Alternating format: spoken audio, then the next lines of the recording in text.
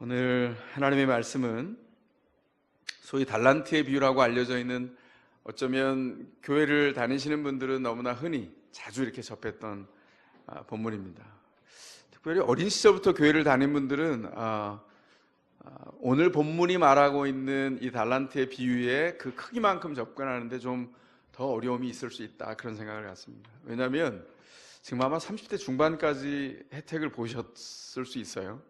주일학교에서 뭘 하냐면 각 교회에서 아이들이 품행이 좋거나 말씀을 잘 듣거나 선생님들이 안내하는 대로 잘 따라오면 스티커를 이렇게 붙여줍니다. 그리고 달란트를 준다고 하고 6개월에 한 번, 3개월에 한 번 분기마다 달란트 시장을 열어서 교회 안에 잔치가 벌어지죠. 그래서 그 달란트를 가지고 가면 그 시장에서 학용품, 좋은 간식들 이런 것과 바꾸어 갈 수 있는 달란트 시장이라는 게 열려요. 근데 그렇게 달란트 시장을 경험하고 나니까 요 본문을 접하면 이게 달란트 시장에서 뭘 스티커를 얻을 수 있는 뭔가, 이런 생각을 가질 수 있습니다. 그러나 성경이 말하고 있는 이 달란트는 아이들이 주일학교에서 경험하는 그 달란트와는 전혀 다른 내용입니다.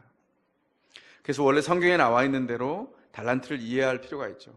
한 달란트는 얼마만큼의 크기로 혹은 돈으로 환산할 수 있는 걸까요? 1달란트, 한 달란트는 6,000데나리온이다, 그렇게 말합니다. 1데나리온은 예수님 당대에 한 사람의 노동자의 일당이었어요. 그렇다면 이걸 쭉 계산을 해보면 노동자의 몇 년치 연봉이 될까요? 그랬더니 친절하게 우리가 보는 본문 세번역 성경 각주에 뭐라고 써놨냐면 15년치 연봉이다, 이렇게 써놨습니다. 근데 이건 좀 빡빡한 계산이에요. 왜냐하면 하루도 쉬지 않고 매일 일하면 15년 연봉입니다. 그런데 그때도 휴일이 있었고 안식일이 있었거든요. 그래서 만약 짧게 쉬면서 했다면 적어도 16년에서 많게는 20년치 연봉입니다. 굉장히 큰 돈이죠. 그래서 오늘 본문이 이렇게 묘사를 하고 있습니다. 14절에 하나님 나라는 이런 사정과 같다. 세번역 성경이 성도들에게 조금 쉽게 안내하려고 풀어서 썼어요. 그런데 이건 조금 많이 풀었다, 이런 생각이 드는데, 그래서 생생하게 말하자면 이런 겁니다. 하나님 나라는 마치 이와 같다, 이렇게 말하는 거예요. 하나님 나라를 완전히 열어서 경험한 사람이 없기 때문에 비유를 해서 알려주고 있는 겁니다. 당대의 사람들에게 알려주어서 우리도 하나님 나라가 어떤지를 볼 수 있도록 비유로 주님께서 말씀하셨죠. 내용이 뭡니까? 어떤 주인이 있습니다. 이 사람이 여행을 떠나기로 작정했어요. 근데 그 주인에겐 종들이 있는데 종들을 불러서 재산을 신탁하는 겁니다. 한 사람 한 종에게는 1달란트를, 그 다음 사람은 2달란트를, 그 다음 사람은 5달란트를 맡겨서 그냥 위임하고 신탁을 했다. 그리고 이걸 증식해라, 이렇게 부탁을 해놓고는, 그리고는 떠나시게 된 거죠.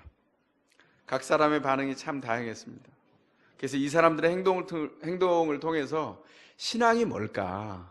하나님 나라를 바라보며 그 안에 참여하는 신앙, 믿음이라는 게 뭘까? 우리가 알아갈 수 있도록, 깨닫도록 주님께서 우리를 안내하고 있습니다. 먼저 2달란트와 5달란트를 받은 사람들을 살펴보겠습니다. 이 2달란트, 5달란트를 받은 사람은 주인을 많이 닮아 있어요. 왜냐하면 주인이 지금 어떻게 행동하고 있습니까? 자기 재산을 1달란트, 2달란트, 5달란트를 맡겨놓고는 떠나버렸다고 얘기해요. 중간에 과정이 없습니다. 그러니까 맡겨놓은 다음에 망설임이 없이, 주저함 없이 떠났다, 이렇게 말해요. 여러분이 주인이라면 그렇게 하겠습니까? 저는 안 그럴 것 같아요. 그러니까 이거는, 이 재산은 얼마나 귀한지 알지? 이게 수억을 호가하는 재산인데 이거 제대로 관리해야 된다, 이렇게 관리하고 저렇게 관리하고 요땐 이렇게 하고 온갖 매뉴얼을 다 주고 안 될 땐 보고해. 내가 그러면 분명하게 다시 고쳐줄게. 이런 식의 굉장히 많은 방법이 있을 텐데 그런 게 다 생략됐어요. 맡겨놓고 떠났다. 그리고는 아무 내용이 없습니다. 그러니까 믿고 맡기고 떠났다, 끝. 오늘 본문이 그렇게 말하고 있어요. 언제까지요? 19절에 이렇게 말합니다. 오랜 뒤에. 영어 성경에 뭐라고 되어 있냐면 After a long absence, 이렇게 되어 있어요. 오랜 주인의 부재 후에, 이런 말이에요. 그러니까 주인이 한참 동안 비웠다는 겁니다. 비유라 그랬어요. 실제로 풀면 우리가 이 시공간 안에 살고 있어요. 주인이 오래 떠나서 얼굴과 얼굴을 대하지 못하고 사는 오랜 기간 사이 주님이 부활하셔서 승천하신 다음에 2000여 년이 지난 이 사이에 우리가 살고 있다고요. 주인은 당신의 재산을 우리에게 맡겨놓고 갔습니다. 예수를 그리스도로 믿고 부활과 승천을 통해서 우리를 통치하신다고 믿는 자에게 주님께서 뭘 맡기셨어요? 적어도 1달란트 이상을 맡기셨어요. 그러면 억울하지 않습니까? 1달란트, 2달란트, 5달란트 왜 차등해서 줘요? 이건 나중에 풀어갈 겁니다. 전혀 억울해할 수 없어요. 왜냐하면 하나님의 정확한 기준이 있기 때문입니다. 주님이 관심 기울이는 건 뭐죠? 그 이후에 우리에게 하나님 나라의 생명을 신탁하시고 그걸 막 불려내라고, 증식하라고 맡겨주셨다는 거예요. 우리에게 시간도 주시고 환경도 허락하시고 우리에게 공간도 주셔서 그 안에서 이걸 잘 불려봐라 이렇게 말씀하시면서 우리에게 믿고 두셨어요. 그리고 주님은 떠나셨습니다. 우리가 집중할 일이 뭐죠? 맡긴 그 일을 잘 증식해내는 일입니다. 그렇게 하려면 뭐가 필요합니까? 주인이 원하는 게 뭐지? 직접 해석하면 하나님이 나한테 원하는 게 도대체 뭘까? 하나님이 정말 나를 통해서 어떤 목적을 가지고 부르셨고 내가 그 일을 해야 될까? 이런 관심을 갖는 것이 중요하다는 거죠. 그래서 주인이 맡기고 떠난 다음에 이 5달란트를 맡은 자와 2달란트를 맡은 종이 뭘 했죠? 5달란트를 먼저 보면 5달란트를 맡은 종은 주인이 위임하고 떠난 바로 그 다음에 뭐라고 되어 있냐면 곧 가서 장사를 했다 이렇게 말합니다. 중간에 주저함이 없어요. 망설임이 없습니다. 주인과 똑같습니다. 위임받은 명령을 곧장 가서 실천했어요. 위임과 실천 사이에 간격이 없어요. 바로 주저하지 않고 나아갔습니다. 2달란트 받은 사람은 어떻게 했을까요? 오늘 보면 17절에 이렇게 얘기합니다. 그와 같이 하여 이렇게 말합니다. 5달란트 받은 사람과 똑같이 했다는 거예요. 그와 같이 하여 재산을 증식했습니다. 이런 생각이 들어요. 묵상하면서 참 그 주인의 그 종들이다. 주인의 마음이 무엇인지를 알아서 종들이 주인이 명령하고 위탁한 것을 그대로 가서 실천했다는 겁니다. 하나님 나라는 어떤 나라입니까? 하나님 나라의 주인인 하나님을 닮아서 하나님의 뜻대로 닮아서 사는 나라, 그 종들이 주님을 닮아 성장하는 나라, 주인의 말씀을 즉시 순종하는 나라, 그것이 하나님 나라입니다. 두 사람은 지금 주인이 맡긴 그 재산을 증식시키는 그 일에 자신의 삶의 모든 자원을 다 동원했어요. 왜 그랬습니까? 그들은 주인이 누구인지를 알았어요. 주인이 누굽니까? 이 종들 2달란트, 5달란트를 맡은 사람들은 이 주인이 착취하는 주인이 아닌 걸 알았어요. 이 주인은 참여시키는 주인입니다. 자신의 재산에 종들을 참여시키는 주인이라는 것을 안 순간 그들은 어떻게 했습니까? 믿고 위탁한 그 재산을 불리는 일을 자기 일로 여겼어요. 왜냐하면 참여시켰기 때문에. 그것은 더 이상 주인의 일이 아니라 주인의 일일 뿐만 아니라 자신의 일이라고 받아들인 거죠. 놀라운 종들입니다. 그래서 어떻게 합니까? 관리할 뿐만 아니라 불려내고 늘려냅니다. 그래서 5달란트, 2달란트를 각각 배나 증식을 시키죠. 자기의 일이었기 때문에 그랬어요. 어떻게 이런 일이 가능했습니까? 마음으로 헤아렸어요. 주인이 뭘 기뻐할까? 주인이 의도한 게 뭘까? 그리고 끊임없이 생각하면서 그 의도에 맞추어서 생각하고 삶의 열매를 맺으려고 애를 썼죠. 100%가 늘었습니다. 그리고 이들은 주인이 신실한 사람에게 주인이 누리고 있는 그 기쁨을 나누어 주는 분이라는 것을 알았어요. 그래서 이들이 칭찬받을 때 주님이 어떻게 합니까?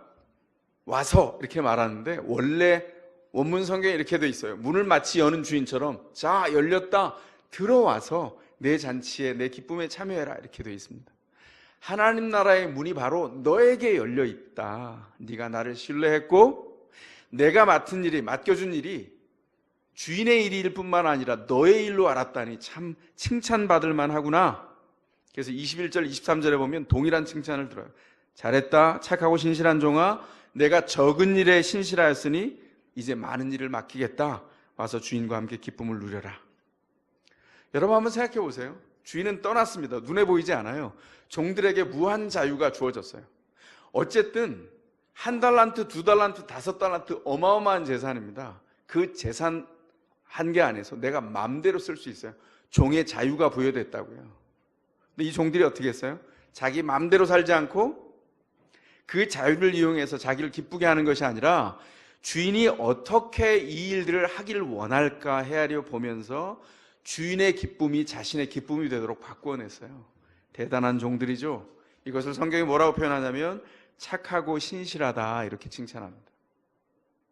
그래서 주인이 판단하는 기준이 착하고 신실함이 여기에 있다면 그러면 내게 맡겨진 일이 크든지 작든지 상관이 없구나. 주님께서 직분이 어땠든지 위치가 어땠든지 내게 맡겨준 일을 잘 감당하면 되는구나. 어떻게 생각한 겁니까? 주인이 공평하다 이렇게 생각을 하게 된 거죠. 여러분, 이 성경의 기준이 굉장히 중요합니다. 요즘 교회가 믿을 만한 교회가 없다 이렇게 말을 하는 분들이 많습니다. 성도들이 교회를 염려합니다. 교회가 성도들의 삶을 염려해야 되는데 요즘은 거꾸로 됐어요. 교회가 약해지는 시대는 어떤 때냐면 교회가 성경에 집중하지 않고 자기 마음에 집중할 때입니다. 오늘은 왠지 너무너무 흐려서 오늘은 그냥 우울해지고파 이렇게 되면 어려워지는 거죠. 오늘은 너무 맑아, 열어젖히고 교회를 나오지 말고 야외에 가서 하나님을 직접 만나야겠다, 큰일 나는 거죠. 그죠? 마음의 주관적인 생각을 가지고 우리의 마음을 자꾸 투영시킵니다. 그러면 문제가 됐어요. 어느 시대마다. 교회가 흥황한 시대는 언제였냐면 말씀을 재발견한 시대입니다. 지금부터 500년 전 종교개혁이 일어난 때가 바로 그때였어요. 마틴 루터가 뭘 했죠? 이전에 신화와 같고 이전에 미신과 같았던 성경에 더해서 수많은 것을 믿었던 것을 다 뜯어치우고 성경을 다시 묵상하기 시작했어요. 성경의 본뜻을 발견해 보니까 너무나 많이 달랐다는 거죠. 그래서 굉장히 중요한 한 가지, 그 중에 한 예가 뭐냐면 하나님의 부르심 받은 직업은 어떨까? 부르심은 어떨까? 거룩한 부르심과 세속적인 부르심이 없다는 거예요. 그 구분이 성경을 봤더니 어디에서도 찾을 수 없다. 그래서 하나님의 거룩한 부르심을 뜻하는, 소명을 뜻하는 vocation이라고 하는 단어가 있어요. 그 단어의 뜻을 바꾸어 버렸어요. 그것은 성직자로 부름받는다는 뜻이 아니라는 거예요. 당대는 다 그렇게 설명했거든요. 사제들로 부름받을 때 네가 vocation이 있다 이렇게 말했단 말이에요. 마틴 루터가 성경을 기준으로 해서 아닙니다. 직업 어떤 것이든지 하나님께로부터 부름받은 세상의 어떤 직업이든 주님 앞에 거룩한 부르심입니다. 그래서 요즘은 vocation이라는 단어를 소명이라고 안 쓰고 직업이라고 쓰는 데가 종종 있어요. 왜냐하면 뜻이 바뀌었기 때문입니다. 지금은 우리가 그냥 일상적으로 보지만 500년 전에는요, 이건 너무 엄청난 일이었어요. 캐톨릭 교회를 통해서 거의 이 하나 때문에 파문 직전까지, 그리고 사형감이었습니다. 근데 마틴 루터를 뒤에 이렇게 그늘을 제공해주는 제후 때문에 교황청에서 그를 치지 못했죠. 그리고 그것은 종교개혁의 들불로 번지게 됐습니다. 그래서 개혁교회는요, 모든 성도가 세상으로 파송을 받은 주님의 사역자라고 선언합니다. 여러분들은 누구라고요? 사역자입니다. 그래서 묻겠습니다. 사역하고 계십니까? 직장에서, 가정에서 주님의 파송을 받은 사역자로 거기서 일하고 계세요? 그렇다면 직장과 가정에서 주님의 목적에 신실하셔야 됩니다. 직장은 어떨까요? 그저 돈 버는 곳입니까? 가정에서는 그저 살아가는 건가요? 하숙집은 아니지만 그보다 고급스러운 그런 집을 하나 마련했다 이렇게 생각하나요? 전혀 그렇지 않죠. 어떤 분이 이 사명과 관련해서 써놓은 글을 제가 한번 읽은 적이 있습니다. 그는 이렇게 써놨습니다. 나는 30년 직장 생활을 마무리하면서 큰 실수 없이 은퇴하게 되었다. 그렇게 말하고 다녔다. 그런데 어느 날 기도하다가 부끄러운 생각이 들었다. 30년 동안 그리스도의 이름으로 기도해 주거나 축복하거나 시간을 내어서 그와 함께 하거나 주님의 복음으로 전도한 적이 없다는 것을 깨달았다. 이렇게 써놨습니다. 그래서 은퇴하고 편안하게 살아야지 노후를 어디에서 보낼까 이렇게 생각하다가 이 깨달음이 생긴 순간 이것이야말로 나의 큰 실수라는 것을 발견했다. 그리고 새로운 직장에 들어가서 그리스도의 복음을 전하는 사명으로 감당하며 살고 있다. 이렇게 글을 맺는 것을 봤습니다. 사랑하는 교우 여러분, 여러분의 삶의 현장은 작지 않습니다. 이거 제가 신령한 목소리가 나간 거 아닌 거 알죠? 예. 여러분의 삶의 현장은 하나님이 파송하신 자리입니다. 그래서 결코 작지 않습니다. 여러분이 여러분의 부르신 자리가 작지 않다는 것을 느껴야 내가 만만치 않구나, 하나님의 위대한 부르심이 있구나, 그렇게 느끼게 될 거예요. 오늘 일부 예배를 마치고 한 아이가 와서요, 엄마를 따라서 중학교 3학년짜리 그 아이를 보는데 저는 애를 보면 아깝습니다. 보석 같다는 생각을 해요. 너무너무 아까워요. 그래서 제가 그 아이한테 그랬어요. 아무개야, 네 인생은 네가 생각했던 것보다 훨씬 더 귀해. 이건 제 진심일 뿐만 아니라 하나님이 전달하고 싶은 메시지입니다. 그러므로 주인의 뜻을 헤아리면서 위임받은 일을 감당하기 위해서 매진해야 됩니다. 한 예를 들어볼까요? 여러분이 부르심을 받은 자리가 남편의 자리입니까? 그렇다면 아내를 위로하십시오. 무슨 이유든 상관이 없어요. 아내를 향해서 남편의 자리가 사명지입니다. 그럼 어떻게 해야 됩니까? 이렇게 물을 때 사도 바울이 아주 친절하게 안내해 놨어요. 에베소서를 너무 많이 읽어서 친절한 자세한 안내 말고 그 비슷하게 설명되어 있는 짧은 안내가 있어요. 골로새서에. 골로새서 3장 19절이 이렇게 권면합니다. 남편 되니 여러분, 아내를 사랑하십시오. 아내를 모질게 대하지 마십시오. 이렇게 설명했습니다. 개역개정에는 이 대목을 뭐라고 얘기하냐면 아내를 괴롭게 하지 말라, 이렇게 말합니다. 그럼 이런 생각이 들 거예요. 아니, 내 수준을 뭘로 보는 거야? 아내를 괴롭게 할 것 같아 내가?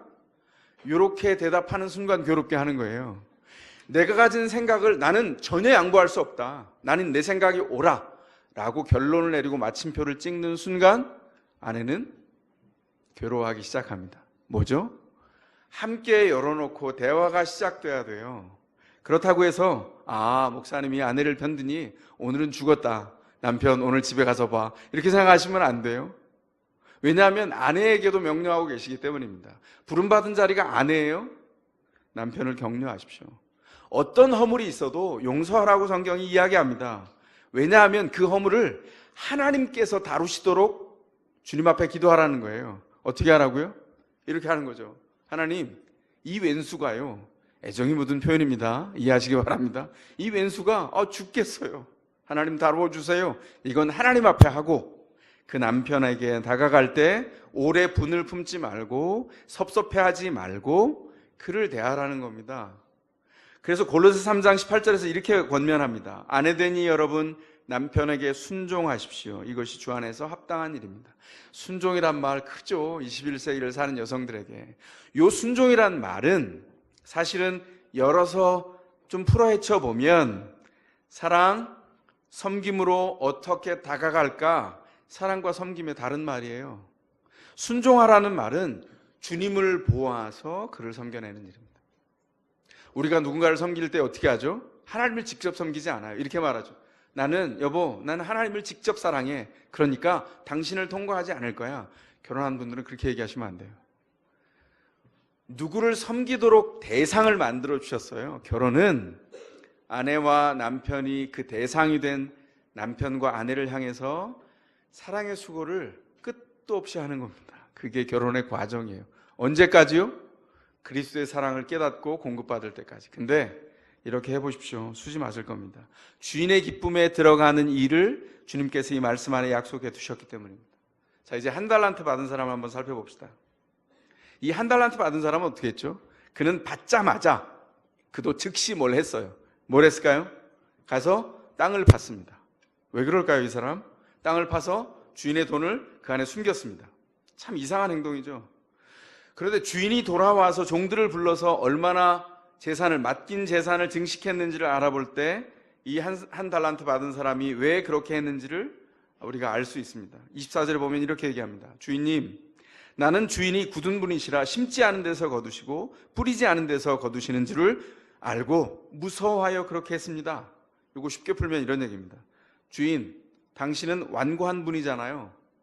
심지 않은 데서 거두시고, 이게 무슨 말이죠? 주지도 않고 요구하시고 뿌리지 않는 데서 거둔 줄을 알았습니다. 나누어 주지 않고 긁어 모으는 사람 제가 모를 줄 알았어요? 이렇게 얘기하는 거예요. 요약하자면 이런 얘기죠. 당신은 하나도 주지 않고 다 뺏어가는 날강도 같은 분입니다. 굉장히 폐악스러운 언어입니다. 근데 논리가 분명해요. 이 종한테 무슨 일이 일어났을까요? 지금 이 종은 주인에 대해서 마음이 삐뚤어져 있습니다. 주인에 대해서 그래서 심각하게 오해를 하고 있는 거죠. 심각한 건 본인이 이해한 주인에 대한 판단이 너무나 옳다고 생각하고 있어요. 그래서 5달란트, 2달란트 받은 사람은 되게 단순합니다. 논리가 없어요. 성경의 기록에 보면. 근데 이 1달란트 받은 사람은 논리가 정연합니다. 주인에 대해서 정의를 끝냈고, 그래서 내가 주인이 하는 일이 이래서 내가 이렇게 했다. 원인과 중간의 과정과 결과가 너무나 분명해요. 정교한 논리를 가지고 있습니다. 확고합니다. 그렇다면 이 똑똑한 종의 판단이 맞았을까요? 문제는 종의 판단이 맞는지 틀린지는 종이 결정하는 게 아니에요. 주인의 명령이 결정합니다. 주인의 명령을 봐야죠. 아마 1달란트 받은 사람은 이렇게 생각했던 것 같아요. 아니, 나눠주는데 내가 늘 같이 밥 먹고 뭐가 잘났어 지가. 나랑 똑같이 같이 생활했는데 왜 저 사람한테는 2달란트 주고 쟤는 내가 생각하기에 나보다 못한데 5달란트씩이나 주네. 비교가 모락모락 피어나기 시작했어요. 얼마나 많은 돈을, 얼마나 많은 신탁을 해주셨는지를 이해를 하지 않고 현장에서 비교가 되기 시작하면서 마음의 교란이 일어났습니다. 그리고 생각했죠. 상상컨대 이런 생각을 했을 겁니다. 이거 너무 불공평한데?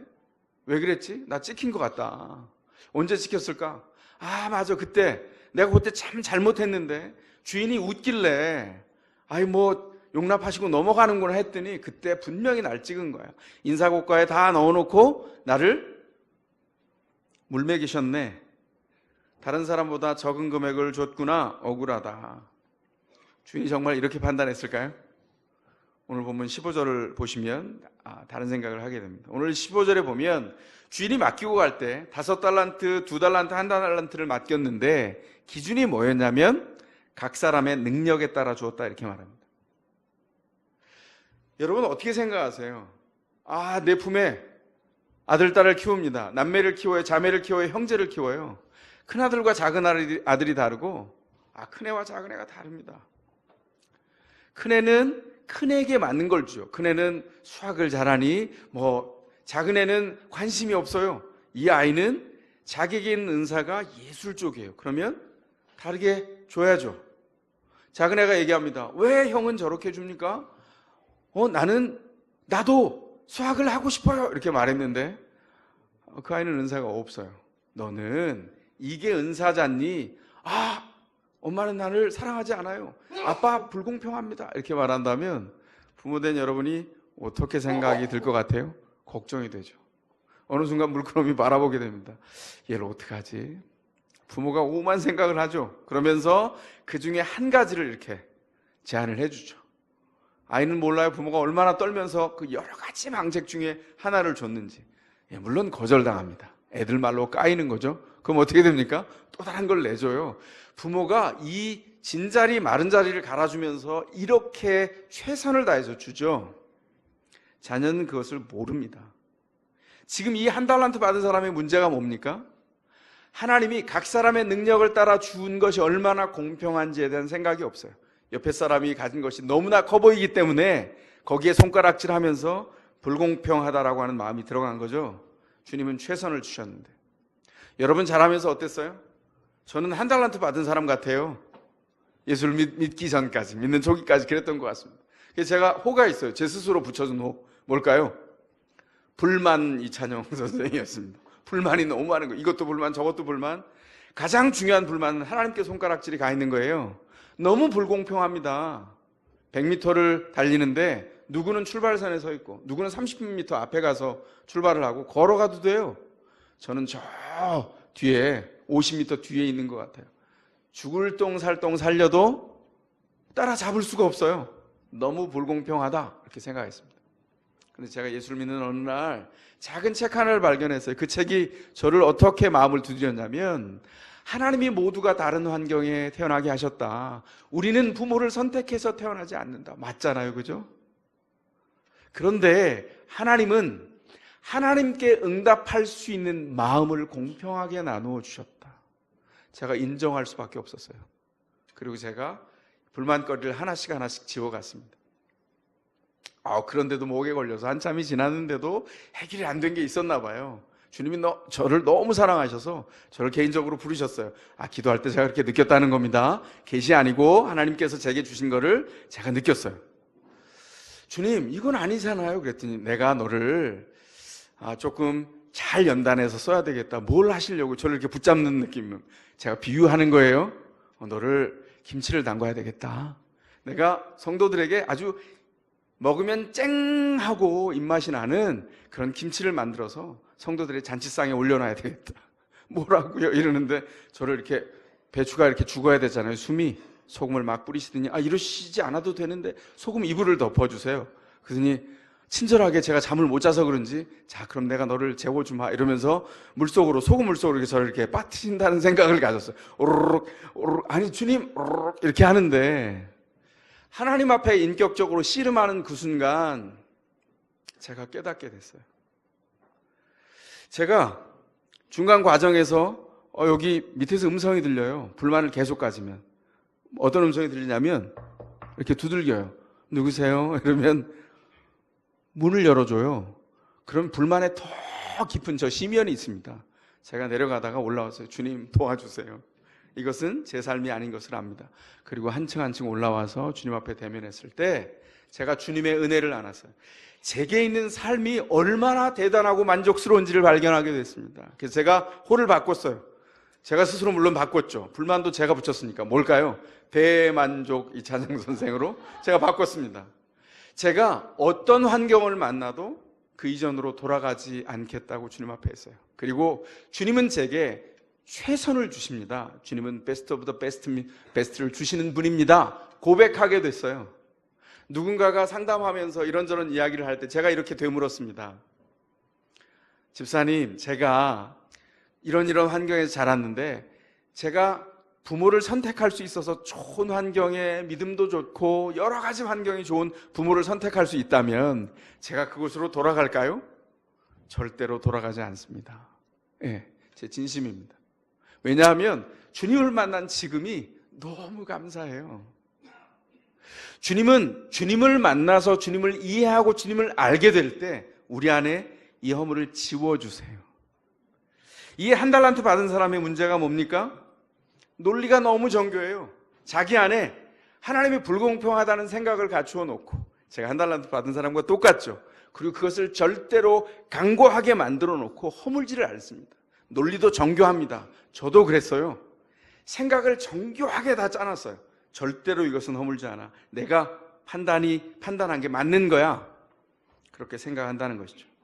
주인의 판단을 들어봐야 되지 않겠어요? 이 한 달란트 받은 자가 어떤 문제가 있는지 26절, 27절에 주인이 이렇게 말씀합니다. 악하고 게으른 종아, 벌써부터 끔찍하죠. 왜 주인이 이렇게 판단했을까요? 긍정적으로 한 달란트 받은 사람의 입장에서 변호를 해보자면 한 달란트를 받았는데 재산을 잃지는 않았잖아요. 땅에 묻어두고 지켰어요. 그죠? 만약에 한 달란트 받은 사람의 입장에서 변명을 하자면 정말 그랬나요? 어땠을까요? 주인이 이렇게 판단했습니다. 주인의 이야기를 더 들어봐야 됩니다. 주인의 이야기입니다. 한 달란트 받은 사람의 이야기를 듣고 네가 나를 이렇게 판단했다고? 내가 주지도 않고 뺏어가는 날강도라고? 만약에 네 말이 맞다면, 네 판단이 맞다면, 그것이 확실하다면 너는 내가 너에게 신탁해준 돈을 가지고 적어도 돈놀이라도 해야 됐다 이렇게 말하고 있는 겁니다. 여러분 이 본문 읽으면서 이상하지 않았어요? 왜? 이 주인은 분명히 하나님인데 돈놀이를 이야기합니까? 사채업을 권장하고 있는 거예요? 그런 게 아니죠. 왜 언급하냐면 한 달란트를 받은 사람의 논리가 이렇기 때문에 주인이 그 논리를 따라서 과장법을 쓴 거예요. 네 논리가 맞다면 묻어두면 아무것도 증식할 수 없어요. 그걸 뿔리라고 했잖아요. 뭘 해야 됩니까? 은행에 맡겨서 적어도 이자를 받았어야 된다는 거예요. 네 말이 맞다면. 그런데 이 한 달란트 받은 사람은 그렇게 하지 않았습니다. 지금 주인은 뭘 얘기하고 있는 거예요? 한 달란트를 맡겨준 종 너는 지금 나한테 거짓말을 하고 있다 이렇게 얘기하고 있는 거예요. 만약 자신이 확신한 게 정확했다면 그 인생에서 행동은 지금 주인이 말한 대로 가는 게 맞아요. 근데 그렇게 못했죠. 만약 주인이 그렇게 폐악스러운 사람이라면 원금을 찾을 때 이자도 분명히 원할 거기 때문에 묻어놨다면 주인은 가만히 있지 않을 거예요. 정말 그렇게 믿은 게 확신이 맞았다면 지금 주인이 말한 대로 이자를 불렸어야 된다는 것이죠. 근데 왜 가만히 땅에 묻어뒀죠? 지금 이 한 달란트 받은 사람은 자기가 변명한 그 화려한 논리 뒤에 숨어서 비겁한 변명을 하고 있는 겁니다. 거짓말을 했어요. 게으름을 피우고 거짓말을 둘러대고 있다는 거예요. 이게 한 달란트 받은 사람의 비극입니다. 그의 비극은 뭡니까? 어디서 출발했죠? 그는 주인을 알지 못했어요. 주인이 어떤 분인지를 알지 못해서 주인이 알려주지 않으려고 한 게 아니라 주인이 누구인지를 알아가지 않은 거죠. 그래서 자신의 뜻이 주인의 뜻보다 더 컸어요. 그래서 그 주인의 명령이 아니라 더 큰 자신의 생각을 따라서 마음대로 판단하고 그 판단을 결정으로 옮겨갔습니다. 그는 자기 논리가 주님의 명령보다 훨씬 더 큰 사람입니다. 여러분, 생각이 많은 사람이 주님의 사람이 아니에요. 그 많은 생각을 주님께 순종하도록 만드는 사람이 주의 사람입니다. 주님이 찾는 사람은 생각이 복잡한 사람이 아니에요. 여러분 한번 생각해 보세요. 어떤 사람이 복잡하게 자기 논리로 커져버린 자기 생각을 막 표현합니다. 그 사람이 위대해 보이나요? 여러분 가만히 한번 보세요. 현장 안에서 한번 이렇게 너털너털 웃는 거 그거 쉽지 않습니다. 그 평범한 삶의 현장에서 한번 평범하게 웃으려면 비범한 생각들이 그 안에 들어가 있어야 돼요. 그리고 그 비범한 생각을 주님 앞에 순종할 때 한 번을 웃을 수 있어요. 그게 믿음의 비결 중에 하나입니다. 그는 어떻게 했어요? 많은 생각을 가지고 자기 마음대로 판단하고 결정을 해서 살았습니다. 그래서 그는 악하고 게으른 종이 됐어요. 악하다는 평가는 성품의 문제가 아닙니다. 뭐의 문제죠? 하나님과의 관계의 문제예요. 하나님을 신뢰하느냐? 이 한 달란트 받은 사람의 진짜 문제는 신론이 왜곡되어 있습니다. 하나님에 대한 생각이 구부러져 있어요. 불공평하다, 난 정말 너무 억울하다, 이런 생각에서 바뀌어지지 않습니다. 이것을 성경이 뭐라 그런다고요? 불순종이라 하고 악하다고 선언한다는 거예요. 그래서 한 달란트 받은 사람은 그 한 달란트마저도 뺏겨서 위탁받을 자격조차 상실하는 너무나 기가 막힌 일이 됐어요. 근데 사실은 그가 원인 제공자입니다. 그의 내면에서 오래전에 주인이 없어져 버렸어요. 제거가 됐습니다. 불순종은 단번에 일어나는 게 아니에요. 마음속에 굉장히 오랫동안 차곡차곡 누적돼서 행동으로 나타나게 됩니다. 오랫동안 하나님을 불신하고 거부했어요. 어떤 일이 벌어지죠? 주인이 나한테 뭘 명령하든 상관이 없어요. 왜냐하면 그분과 관계가 단절되어 버렸기 때문에. 그래서 한 달란트를 땅에 묻어둔 겁니다. 주인과의 관계가 단절된 거죠. 이 사람에게 종이라고 하는 것은 이 사람의 정체성이에요. 이 사람 삶의 전부입니다. 하나님이 불러서 위탁한 그 자리가 이 사람 전부예요. 그런데 어떻게 했어요? 그걸 무시해버렸습니다. 오늘날로 가져와서 한번 풀어볼까요? 남들은 우리에게 이렇게 말합니다. 그 사람 교회 다니지? 그 사람 목사야, 장로야, 권사야, 집사야. 그리고 목자이기도 하지. 교회 교사야. 심지어 학교의 교장이야. 이건 저한테 하는 말입니다. 사람들이 다 알고 있어요. 근데 정작 그 사람은 어떤 직임을 맡았는지 무엇을 신탁했든지 아랑곳하지 않습니다. 왜냐하면 주인이 눈에 보이지 않는 곳으로 떠났다고 이미 생각을, 판단을 끝내버렸기 때문이에요. 그래서 어떻게 해요? 맡겨진 일을, 파송받은 일을 어떻게 한다고요? 땅에 묻어버렸어요. 묻고 나면 남겨진 일이 뭐죠? 주인의 일은 끝났어요. 할 일이 없어졌잖아요. 이제 남겨진 일은 오로지 자기만의 할 일입니다. 그러니까 하나님과 관계가 없는 거죠. 그렇다면 그는 더 이상 주인의 종이 아니에요. 그의 정체성은 사라져 버렸습니다. 그러므로 이 주인이 깐깐한 기준을 가지고 이 사람을 악하고 게으른 종이라고 부른 것이 아니라 이 사람의 삶이 이미 비극을 맞이했다는 것입니다. 그 약함과 게으름은 하나님을 오해하고 왜곡하고 거부한 데서 시작됐어요. 그 부르심 자체가 망가져 버렸습니다. 그럼 어떻게 되죠? 주인의 기쁨에 참여할 수가 없어요. 너무 불행하지 않습니까? 그런데 이게 우리에게 주시는 말씀이에요. 지금 하나님 나라는 마치 이와 같다 이렇게 시작했어요. 뭔 얘기입니까? 지금 주님께서는 우리에게 하나님 나라에 참여하는 방법의 정답지를 제공해 주신 거예요. 이렇게 살면 안 되는구나. 한 달란트 받은 사람처럼 살면 안 돼. 2달란트, 5달란트 받은 사람처럼 살아야 되겠구나. 하나님 앞에 하나님의 마음을 헤아리면서 그분이 기뻐하는 게 뭘까? 내가 지금 이렇게 판단한 것이 부름받은 자리에서 남편으로, 아내로, 부모로, 자녀로 직장에서 상사로 부하 직원으로 내가 부름받은 자리에서 이 판단이 정말 하나님이 기뻐하실까? 끊임없이 물으면서 의도하신 마음과 연결해서 주님 앞에 세워지는 거예요. 그래서 어떻게 한다고요? 맡겨진 걸 즉시 가서 실행하게 된다는 거죠. 근데 그렇게 안 되면 어떻게 돼요? 내가 판단하고 마음에 끙끙 맺혀 있는 것이 있어요. 그게 한 걸음도 나가지 못한다는 거죠. 이건 뭘 얘기하는 겁니까? 자기 자신이 자기의 삶의 주인이라고 말하는 거예요. 마음을 푸십시오. 먼저 하나님을 이해하셔야 돼요. 하나님을 이해하고 주님 앞에 나아가면 사람을 이해할 수 있습니다. 그리고 뭐가 가능해지죠? 즉시 자기에게 맡겨진 몫의 섬김이 시작돼요. 그걸 다른 말로 순종이라고 말합니다. 이 2달란트, 5달란트 가진 사람이 했던 것, 하나님이 말씀으로 도전을 주십니다. 생각을 통해서 하나님의 사람으로 서가라고 말씀하세요. 그런데 어떻게 한다고요? 그걸 싹 모아다가 땅에 딱 묻어두고 하나님이 하시겠지, 이렇게 하면 안 된다는 거예요. 그건 맡겨주셔서 내가 한 일이에요. 내가 해야 될 일이에요. 아, 하나님이 남편에 대한 생각을 바꾸라는구나, 아내에 대한 생각을 바꾸라는구나. 그러면 이걸 어떻게 바꿔야지 생각을 해야 되는 거예요. 주님께서 그 현장에서 그렇게 하라고 우리에게 명령하고 계세요. 순종은 언제 이루어지죠? 주님이 우리를 너무 사랑하셔서 그 사랑에 어떻게 응답할까? 그러다가 의도를 헤아려 보고 행동이 시작된 것을 순종이라고 말합니다. 여러분, 주님이 여러분을 사랑하시는 것 분명히 인정합니까? 그렇다면 주님이 용납하셔서 여러분을 용서하시고 오늘 그 사랑으로, 사랑의 결정체로 여러분을 세우셨어요. 우리가 부족하다고 느껴도 우리에게 위임하셨습니다. 뭘 해야 될까요? 사랑을 증식시키는 겁니다. 믿음을 더 불려내는 거예요. 그 소망함으로 연결되어서 이 땅에 맡겨진 사람들을 정말 분명하고 정확하게 끝까지 맡아서 끝까지 사랑하는 일을 우리가 하는 겁니다. 순종은 이 땅에서 하나님 나라의 일을 가꾸는 일이죠. 우리에게 자유를 주셨습니다. 그러나 주님의 사람들은 주님의 기쁨을 위해서 드려서 착하고 신실한 종이라 불림받습니다. 자, 정답지 줬는데 이제 시험 잘 칠 수 있겠죠? 우리 삶의 현장으로 파송돼서 이 한 주도 또 들어갈 거예요. 전쟁 같은 일상이 반복될 겁니다. 그때 기억하십시오. 주님은 위탁하셔서 우리로 의뢰하고 주님 앞에 추구하면 불려내고 확장하고 주인의 기쁨에까지 참여할 수 있도록 우리를 부르셨습니다.